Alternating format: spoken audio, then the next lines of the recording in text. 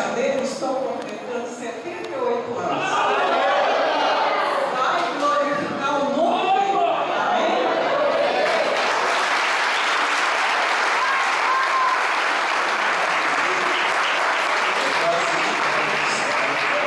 Aí de toda honra e toda glória. Amém? Glória a Deus. Bendito seja o nome do Senhor Jesus. Se você está com a sua Bíblia, por gentileza, abra comigo em Mateus, capítulo de número 25.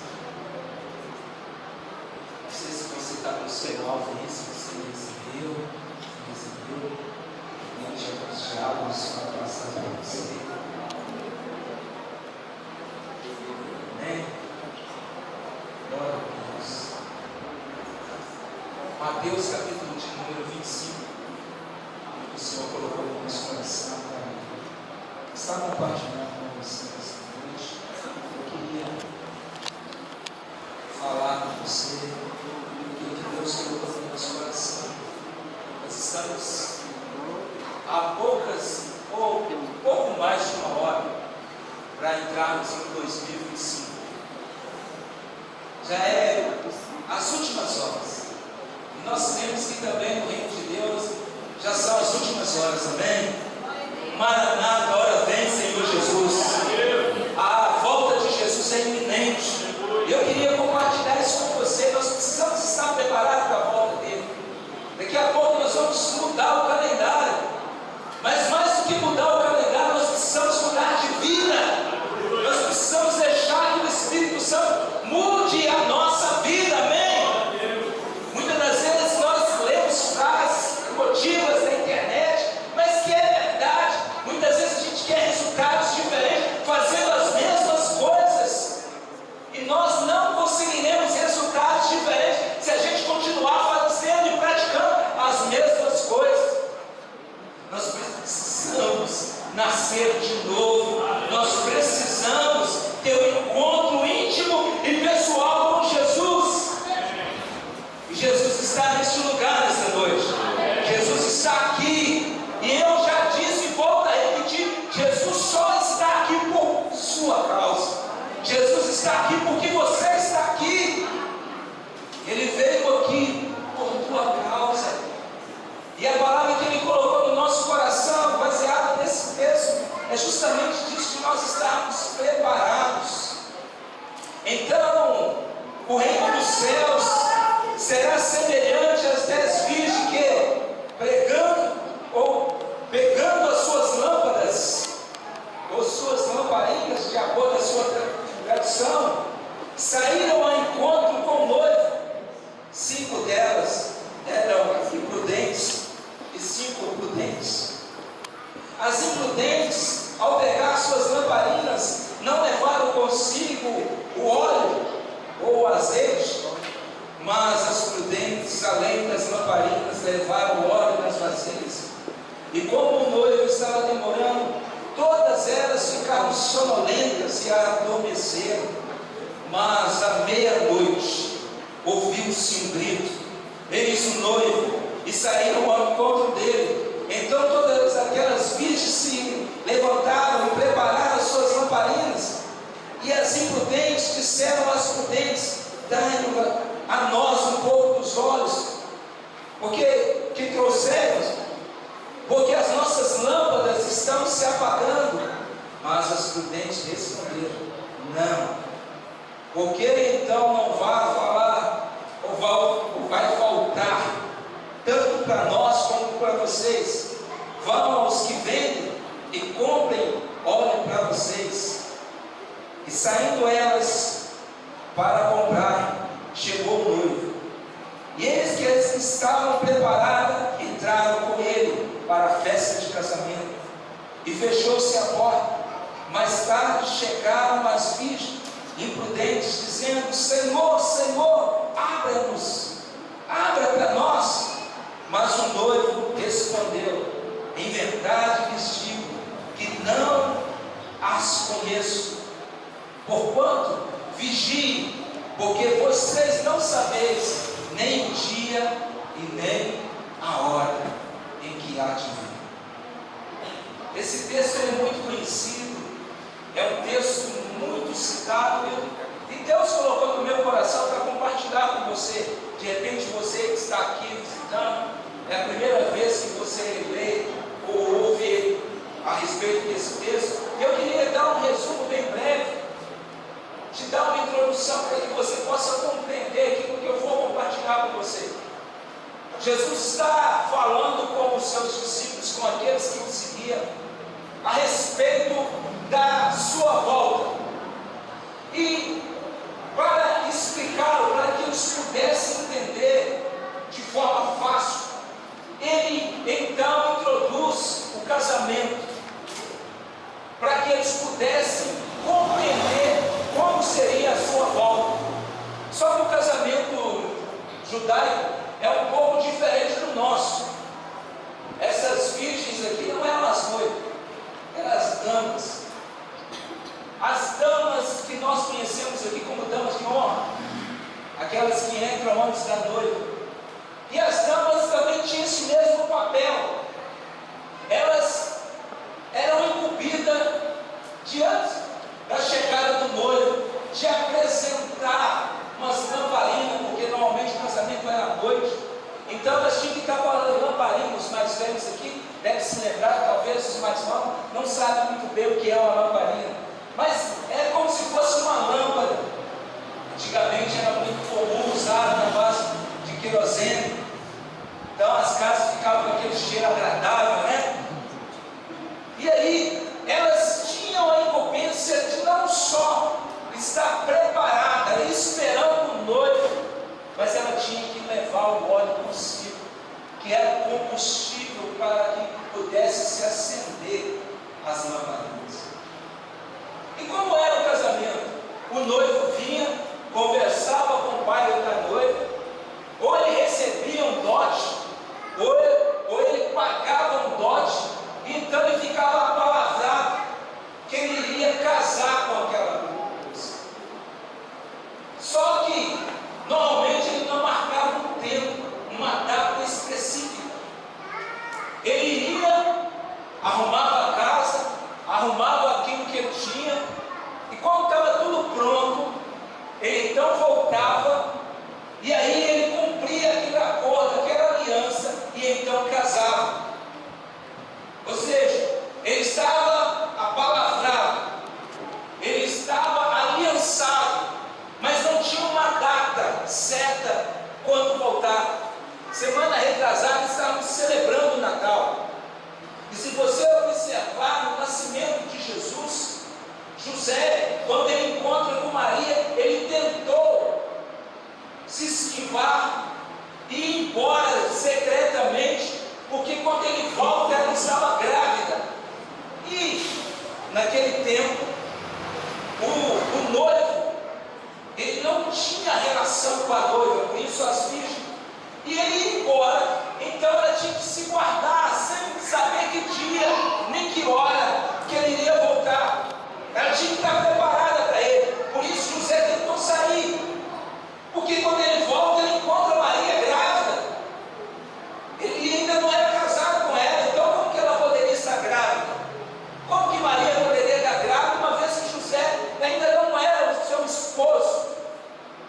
E Jesus está usando essa analogia, essa parábola, para mostrar para nós, assim como ele mostrou para aquele povo, que nós não sabemos o dia, que nós não sabemos a hora, nem o ano em que Jesus virá. Nós estamos prestes a entrar no 2025 depois de Cristo. Muitos passaram antes de nós, e eu não sei quantos vão passar depois de nós. Eu não sei que dia que Jesus vai vir. Se eu dissesse para você que ele voltaria, ou que ele vai voltar ano que vem, eu seria mentiroso, porque eu não tenho base nenhuma para afirmar quando é que o Senhor vai voltar. O próprio Senhor Jesus certa vez diz assim: aquele dia e hora ninguém sabe. Mas ele nos ensina através dessa parábola algo mais.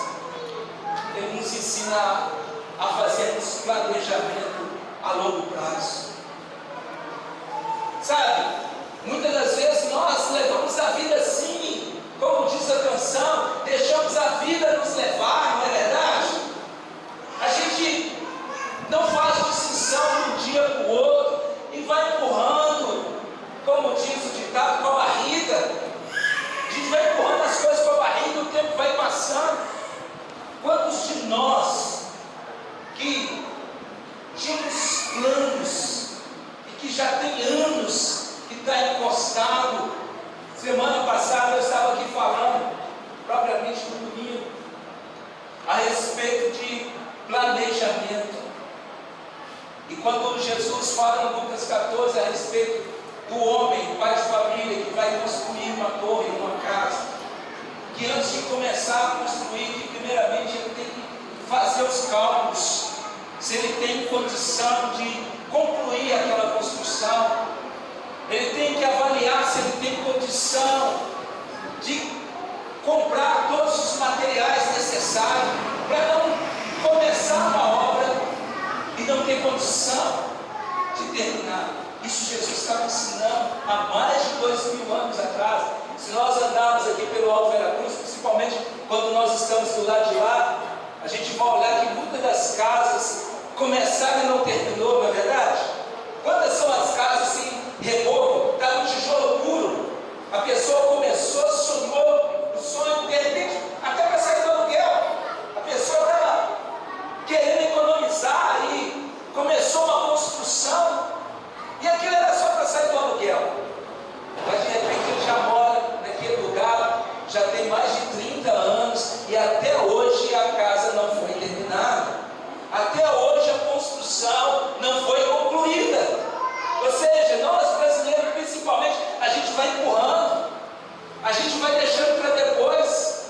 E Jesus está chamando a nossa atenção que a volta dele, nós não vamos poder saber quando se irá acontecer. E nós não podemos deixar para depois.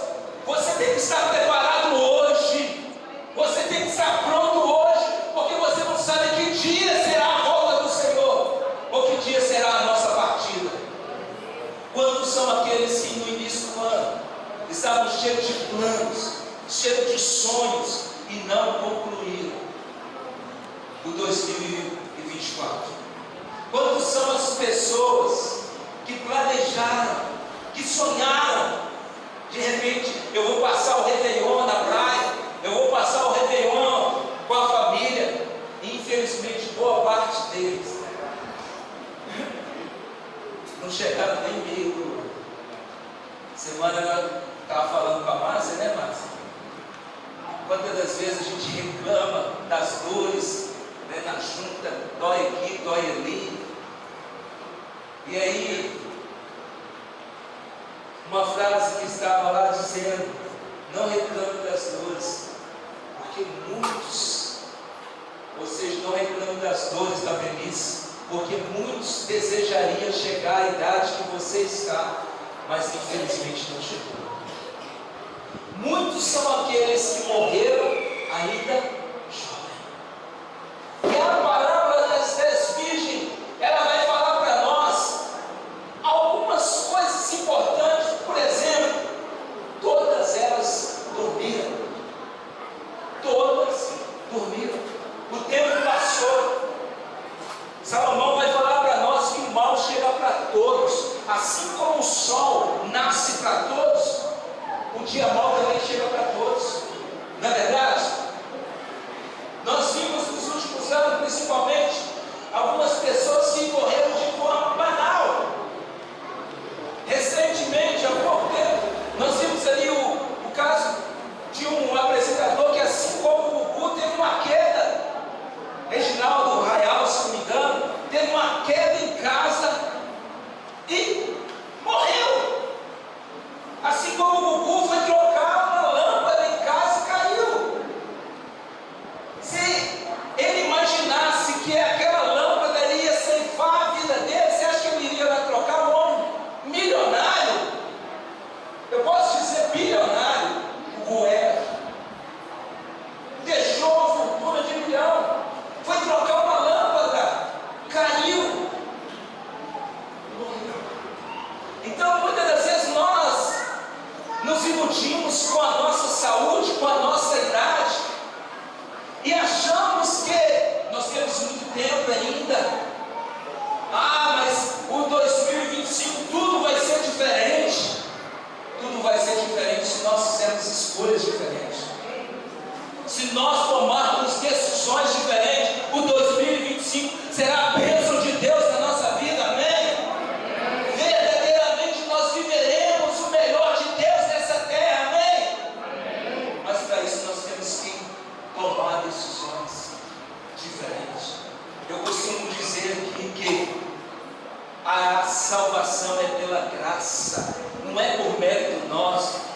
de Deus, amém? Efésios capítulo 2 vai falar assim: sois salvo pela graça, e isso não vem de vós, é dom de Deus, não vem de obra, para que ninguém se glorie, mas é uma obra que Jesus concluiu ali na cruz, que Jesus realizou por nós. Mas eu afirmo também que as bênçãos, elas são condicionais. As bênçãos sempre têm uma condição: se creres, verás a glória. Se quiseres e me ouvires, comereis o melhor. Entendeu que há uma condição? Pedi, pedi, batei, porque o que pede recebe, o que o procura acha. Entende? Há uma condição, há um condicional. Não é simplesmente eu estou aqui parado e a bênção chega. A Bíblia diz que se nós obedecermos ao Senhor e guardarmos os seus mandamentos, nós não precisaremos correr atrás de bênçãos, mas as bênçãos virão até nós e nos alcançarão. Salomão, quando ele santifica e edifica o templo, o Senhor responde ele e vai falar para nós em 2 Crônicas 7,14 que se o meu povo, que se chama pelo meu nome, se humilhar e orar e buscar a minha face, se arrepender dos seus maus caminhos, então perdoarei os seus pecados e sararei a sua terra. Há uma condição de humilhar, há uma condição de clamar, há uma condição de buscar a face, de converter os maus caminhos. Então Deus nos ouve. Tudo há um condicional. Buscar-me-eis e me achareis quando me buscar de todo o coração. Entende que é uma condição? E aquelas 5 virgens imprudentes, elas não repararam nisso. Elas foram de forma negligente. Foram e não levaram o azeite. O azeite fala do óleo, fala da unção. A unção na nossa vida é o Espírito Santo. Por isso a Bíblia vai falar para nós: não entristeçais o Espírito. Ou seja, quando eu entristeço o Espírito, quando eu faço aquilo que não é do agrado de Deus, quando eu ando segundo a minha própria vontade e não segundo a vontade dEle, a Bíblia vai falar para nós em Romanos 8,26 que o Espírito Santo intercede por nós com gemidos inexprimíveis. Ele sonda a divisão da alma e do Espírito e Ele consegue discernir até mesmo os gemidos. O Espírito Santo te conhece, Ele te sonda, Ele sabe quem é você. Olha, e Ele tem ciúmes de você. Tiago vai falar para nós: não sabeis que o Espírito que habita em vós tem ciúmes. O Espírito Santo tem ciúmes de você. Ele te ama tanto que Ele não aceita dividir você com ninguém. Ele te ama tanto que Ele não divide você com ninguém. Você é a menina dos olhos de Deus. Você é a criatura mais preciosa dessa terra. Foi por você que Jesus morreu. Foi por você que o Filho de Deus se fez carne e habitou entre nós. O dia 25 passou, mas o Natal tem que ser todo dia. Jesus tem que nascer em nós todo dia. O dia 25 ficou para trás, mas Jesus vive e reina para todo sempre.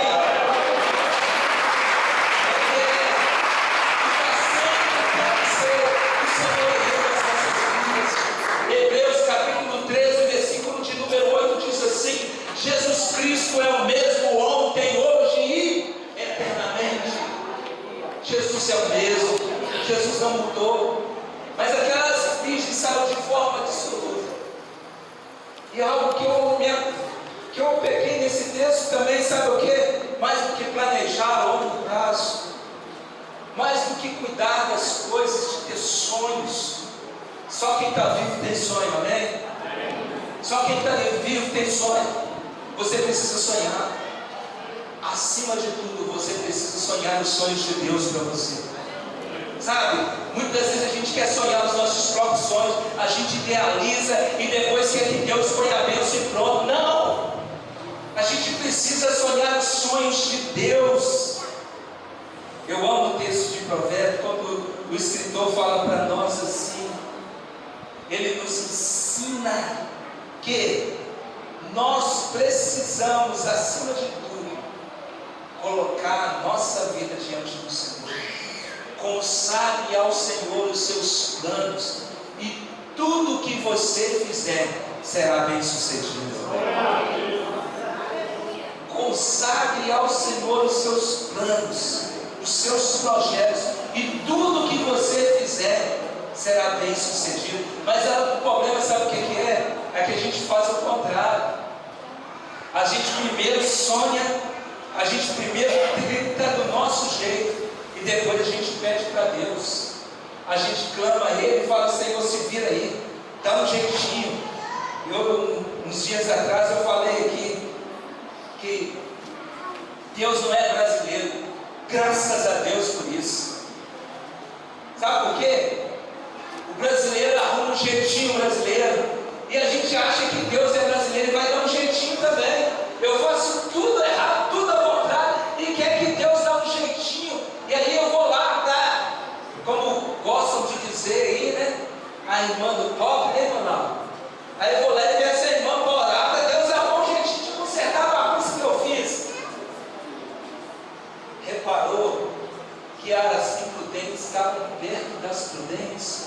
Estar perto de alguém ungido não faz de você uma pessoa ungida. Andar com uma pessoa ungida não faz de você uma pessoa ungida. Nós precisamos ter a nossa própria experiência com Deus. Sabe, eu não estou te incentivando a não andar com pessoas do bem, não, ao contrário. Mas mais do que andar com uma pessoa do bem, seja você uma pessoa do bem, seja você uma pessoa ungida. Buscai ao Senhor enquanto se pode achar, invocai-o enquanto Ele está perto. Deus está acessível a todos os que o buscam. Muitas vezes a gente abre mão e a gente quer que o outro intercede por nós.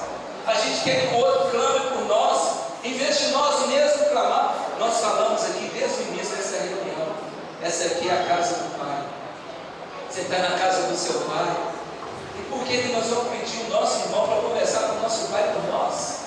É tempo de nós mesmos clamar ao nosso Pai. Você tem liberdade. Foi por você que Jesus morreu. Você tem liberdade.